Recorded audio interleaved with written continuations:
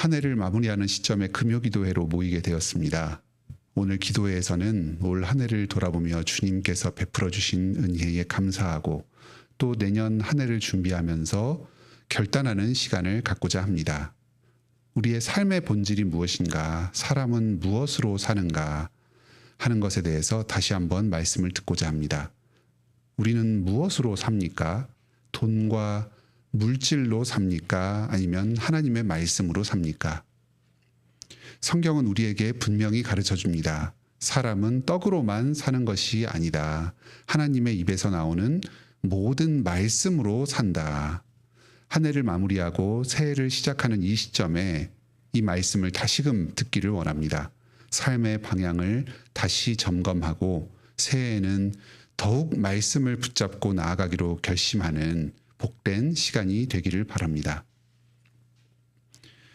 오늘 말씀에서 예수님께서는 본격적인 사역을 시작하기에 앞서서 마귀에게 시험을 받으셨습니다. 이 시험은 성령님의 인도하심으로 받으신 것이기도 합니다.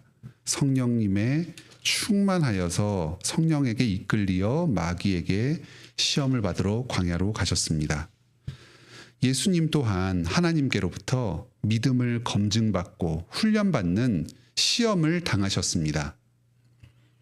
우리도 올 한 해를 지나면서 좋은 일만 있었던 것은 아닙니다. 힘든 일들, 믿음이 흔들리는 일들도 있었습니다. 그 모든 것들이 전부 하나님께서 나에게 허락하신 일들입니다. 나의 성숙에 꼭 필요한 일들, 내가 하나님 앞에서 훈련받아야 할 그 부분을 드러내시면서 준비시키도록 거쳐야 할 과정들이었습니다. 예수님 또한 하나님께서 주시는 훈련을 기꺼이 감당하셨습니다. 우리도 예수님의 뒤를 따라서 어떠한 상황이든지 하나님의 선하심을 신뢰합시다. 나를 잘 아시는 분, 나를 사랑하시고 아드님을 죽기까지 내어주신 그분께서 나에게 꼭 필요한 일들을 허락하여 주십니다. 감사함으로 어떠한 상황 가운데서도 주신 상황 가운데 인내하면서 믿음의 단련을 받으시기 바랍니다. 예수님께서 받으신 이 첫 번째 유혹은 예수님 자신의 능력으로 돌이 떡이 되게 하라는 것이었습니다. 지금 예수님께서 하나님의 성령에 이끌려서 광야로 나아가셨습니다. 그리고 40일 동안 금식하면서 육체의 연약함 가운데 오직 하나님의 은혜만을 간절히 의지하도록 하셨습니다. 지금 예수님은 성령의 충만함 가운데 하나님과 깊은 교제를 누리면서 이 마귀의 시험을 기다리고 있었습니다. 그런데 지금 마귀는 예수님께 나타나서 돌로 떡이 되라고 합니다. 마치 하나님께서 지금 일부러 예수님을 굶기신 것처럼, 예수님을 곤경에 몰아넣으신 것처럼 생각하도록 만듭니다. 예수님의 상황 가운데, 예수님의 삶 가운데 어떤 결정적인 결핍이 있는 것처럼, 물질적인 궁핍이 있는 것처럼 그 배고픔의 사실에만 주목하도록 만듭니다. 지금 하나님께서는 이 예수님의 전체 일생 가운데에 뜻이 있어서, 계획이 있어서 예수님을 광야로 인도하시고 금식하게 하셨습니다. 예수님께서 본격적인 사역을 시작하기에 앞서서 마귀의 모든 시험을 이기시고 믿음을 굳건히 하시도록 훈련을 시키시고자 지금 광야로 보내신 것입니다. 음식을 일시적으로 못 먹게 하신 것은 하나님의 이 선하신 뜻과 계획을 이루는 데에 아주 짧은 시간 동안 일시적으로 따라오는 불편함일 뿐입니다. 예수님은 지금까지 이 사실에 대해서 40일 동안 금식하신 것에 대해서 전혀 어떤 결핍이나 불만을 가지지 않고 계셨습니다. 성령의 충만함으로 만족하면서 하나님의 인도하심에 순종하면서 이 모든 시련을 감당하고 계셨습니다. 그런데 이때 마귀는 예수님께 찾아와서 묻습니다. 배고프지 않느냐? 너 자신의 힘으로, 너 스스로의 능력으로 결핍을 충족시켜라. 먹을 것을 마련해라 재촉합니다. 하나님의 인도하심에 대해서 불만을 품고 말씀을 거슬러서 하나님의 뜻을 거슬러서 자신의 뜻을 이루도록 필요를 채우도록 유혹합니다. 예수님은 이 마귀의 시험에 맞서서 말씀을 선포하시면서 자족의 비결을 선언하십니다. 사람이 떡으로만 살 것이 아니요 하나님의 입으로부터 나오는 모든 말씀으로 살 것이다. 이것은 신명기 8장 3절의 말씀을 인용하신 것입니다. 출애굽 때에 광야에서 40년 동안 하나님께서 이스라엘 백성들에게 만나를 공급하여 주셨습니다. 이 사실을 통해 이스라엘 백성들은 떡이 아니라 하나님의 말씀을 의지해서 살아야 함을 가르쳐 주셨습니다. 우리가 생존의 필요를 어떻게 채웁니까? 하나님의 뜻을 의심하고 현재의 불만을 가져서는 안 됩니다. 주님께서 우리의 모든 필요를 다 아십니다. 선하신 뜻을 따라서 꼭 필요하신 때에 우리의 모든 어려움을 해결해 주시고 물질을 공급하여 주실 것입니다. 실제로 오늘 마태복음 4장 11절에 보면은 예수님의 모든 시험이 다 끝난 뒤에 하나님께서 천사들을 보내셔서 음식을 공급하여 주십니다. 이 천사들이 수종을 들었다 하는 말은 식탁 시중을 들었다는 의미이고 예수님을 음식으로 보필했다는 의미입니다. 오늘 예수님께서 말씀을 인용하신 이 신명기 8장에서는 이스라엘 백성들이 광야에서 시험당하는 이야기가 나옵니다. 광야는 매우 넓고 위험한 곳이었습니다. 불뱀도 있고 전갈도 있었습니다. 물이 없는 마른 땅이었습니다. 스스로의 힘으로는 먹을 것을 구할 수 없었습니다. 하물며 남자 성인만 60명, 어린아이와 여성까지 노인까지 다 합치면 200만 명 정도 되는 그 수많은 군중들이 그 광야 한가운데에서 생존을 하기란 불가능한 일이었습니다.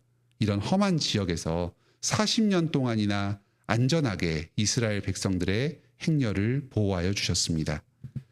그 길을 걸은 것은 백성이지만 그 백성들을 안전하게 둘러 지키면서 힘주신 분은 하나님이셨습니다. 목이 마를 때는 바위에서 물을 내셔서 마시게 하셨습니다. 배가 고플 때는 하늘에서 만나를 내리셔서 먹게 하셨습니다. 이 광야의 40년 여정은 백성들에게는 큰 낮아짐이었고 시험의 기간이었습니다. 일상적인 배고픔과 목마름을 견뎌야 했습니다. 만나로 비록 배는 어느 정도 채우고 허기를 달랠 수는 있었지만 다양한 종류의 맛있는 음식들을 먹지는 못하였습니다. 실제로 이 광야 여정 가운데 이스라엘 백성들 사이에서 원망이 터져 나왔습니다. 급기야는 이런 식으로 고생할 거였으면 차라리 애굽에 계속 있도록 놔두지 왜 광야로 데리고 나와서 이 고생을 시키느냐 하고 불평을 늘어놓기까지 했습니다. 하지만 이 모든 시험들은 단순한 어려움은 아니었습니다. 하나님께서 결국 이스라엘 백성들에게 구원을 이루도록 하기 위해서 거쳐야 될 과정이었습니다. 이스라엘 백성들을 낮추시고 시험을 행하심으로써 그들의 교만을 무너뜨리셨습니다. 사람이 떡에 의지하지 않고 하나님의 입에서 나오는 모든 말씀에 의지해서 산다는 것을 깨닫도록 하셨습니다. 아무것도 없는 상황, 먹을 것이 전혀 없는 상황 가운데서 백성들이 배고프다고 울부짖으면 만나를 내려주셨습니다. 또 만나만 먹으니까 질려서 고기도 먹고 싶다 하면은 메추라기를 보내주셨습니다. 이런 식으로 백성들의 간구에 응답하시면서 이 모든 물질들을, 이 모든 양식들을 공급하여 주시는 그 주체가, 그 근원이 바로 하나님 자신이시라는 것을 백성들로 확실하게 깨닫게 하신 겁니다. 풍족한 상황 가운데 자기의 힘으로 스스로의 생존을 해결할 수 있는 상황에서는 절대로 깨닫지 못했을 진리입니다. 신명기 8장에서는 이 하나님의 낮추심과 시험을 마치 아버지의 훈계에 비유합니다. 아버지가 자식들을 따끔하게 가르치는 일이 있습니다. 이것은 자녀가 무언가를 꼭 알도록 하는 것입니다. 자녀들을 혼낼 때 몸이 상할 정도로 하는 부모는 없습니다. 그런 어려움을 당한 사람들도 있긴 하지만 그것은 크게 잘못된 행동입니다. 몸을 상하지 않도록 하면서 정신을 차리도록 주의를 주는 것이 바로 아버지의 사랑, 부모의 사랑입니다. 이스라엘 백성들의 이 광야 생활 가운데 이 양면이 다 있습니다. 한편으로는 하나님께서 백성들을 안전하게 지키시며 보호하셨고, 또 다른 한편에서는 낮추시며 시험하심으로 하나님만 의지하도록 깨닫게 하셨습니다. 여러분이 지금 고난을 당하고 있다면, 인생의 문제 가운데서 씨름하고 있다면, 그리고 그 가운데 왜 나를 이렇게 두셨는가 하나님을 원망하는 마음이 조금씩 싹트고 계시다면 이 사실을 꼭 기억하시기 바랍니다. 하나님께서 지금도 여러분을 지키시면서 주님을 의지하도록 가르치고 계십니다. 가르치심 가운데 보호하심이 함께 있습니다. 나의 나된 것, 지금 이 자리에 존재하고 있는 것, 이 상황 가운데 걸어가고 있는 이 모든 것이 하나님의 은혜가 됨을 깨닫게 하여 주십니다. 이 사실을 꼭 기억합시다. 사람이 떡으로만 사는 것이 아닙니다. 하나님의 입에서 나오는 모든 말씀으로 삽니다. 내가 물질적인 풍요를 누리는 것도 또는 공궁함에 처한 것도 모두 하나님께서 말씀으로 이루시는 은혜입니다. 지난 한 해를 돌아보시면서 물질적인 풍요를 누리셨다면 하나님께 감사합시다. 혹시 힘든 일이 있었다면, 어떤 부족이나 결핍이 있으셨다면 그 상황을 통해서 하나님을 더욱 간절히 의지하도록 하신 것에 감사합시다. 감사가 넘치는 연말을 보내시기 바랍니다. 오늘날에도 우리를 향한 마귀의 시험은 계속됩니다. 또한 이것은 하나님께서 우리에게 보내신 연단의 과정이기도 합니다. 우리가 먹고 사는 문제에 대해서 계속해서 의문을 갖게 만듭니다. 하나님을 믿는다고 밥이 나오냐, 돈이 나오냐, 하나님께서 너를 사랑하시지 않으시는 것 아니냐, 결국 이렇게 너가 망하게 내버려 두시는 것 아니냐, 하나님이 아니라 돈을 섬겨라, 이 세상의 풍요를 스스로의 힘으로 추구해라. 불안감을 조장해서 하나님께로부터 멀어지고 말씀에 순종하는 것으로부터 멀어지도록 만듭니다. 하지만 여러분, 예수를 받아봅시다. 예수님께서 먼저 이 마귀의 시험을 겪으셨고 그 시험 가운데 승리하셨습니다. 말씀과 기도로 이 마귀의 시험을 물리치셨습니다. 이스라엘 백성들은 광야에서 패배했던 그 시험이었습니다. 그 시험을 예수님께서 승리하셨습니다. 그리고 우리에게 그 승리의 효력을 공유해 주십니다. 우리는 하나님 나라의 백성으로서 왕의 승리를 공유합니다. 나는 비록 힘이 없고 연약해서 자꾸 넘어집니다. 하나님께 원망의 마음을 가지기도 합니다. 믿음에서 쓰러지고 말씀에 불순종하는 경우도 있습니다. 두 주인을 섬기게 되는 경우도 마음속으로 종종 있습니다. 우리가 자꾸 넘어지지만 그 사실 자체는 별로 중요한 일이 아닐 수도 있습니다. 왕이 이미 승리하셨다. 예수님께서 마귀의 모든 시험을 이미 이기셨다 하는 이 사실이 우리에게 가장 중요한 사실입니다. 내가 이미 믿음으로 예수 그리스도의 왕의 나라에 들어와 있습니다. 그렇기 때문에 나 또한 승전국의 백성으로서 왕의 승리를 함께 누립니다. 이 사실을 기뻐합시다.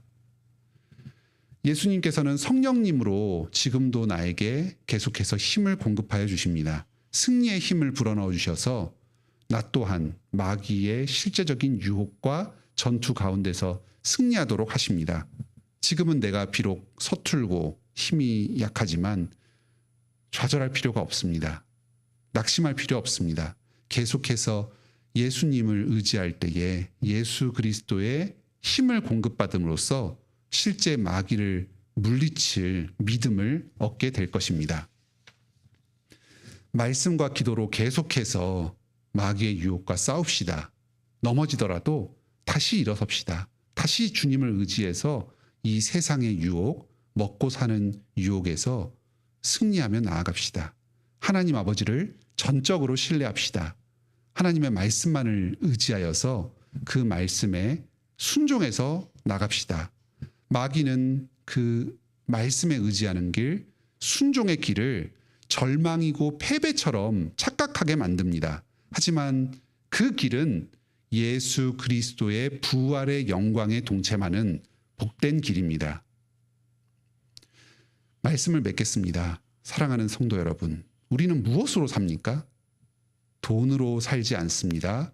먹을 것으로 살지 않습니다. 오직 하나님의 입에서 나오는 모든 말씀으로 삽니다. 지난 한 해 동안 우리에게 말씀을 공급해 주시고 나의 믿음을 지켜주시고 영생 가운데 거하게 하신 주님께 감사합시다. 올 한 해도 어떤 어려움이 있든지 하나님께서 나의 아버지가 되시고 나를 사랑하신다는 사실을 신뢰하며 나아갑시다. 예수님께서 나의 모든 아픔을 다 아십니다. 지금도 성령님으로 나와 동행하시면서 힘주십니다. 예수님이 먼저 우리가 당한 그 시험, 그 고난을 감당하셨기 때문입니다. 올해도 계속해서 말씀을 듣고 기도하는 일에 힘씁시다. 말씀과 기도 가운데 성령님의 도우심을 의지합시다. 그리고 우리에게 맡겨주신 모든 사명을 다 감당합시다. 하나님의 말씀을 따라서 우리 주변에 있는 우리에게 맡겨진 사람들을 사랑하는 일을 힘껏 감당하시기 바랍니다. 그러면 이 모든 것을 우리에게 더하실 것입니다. 2024년 한 해도 예수 그리스도 안에서 감사와 기쁨이 넘치는 한 해를 보내시기 바랍니다.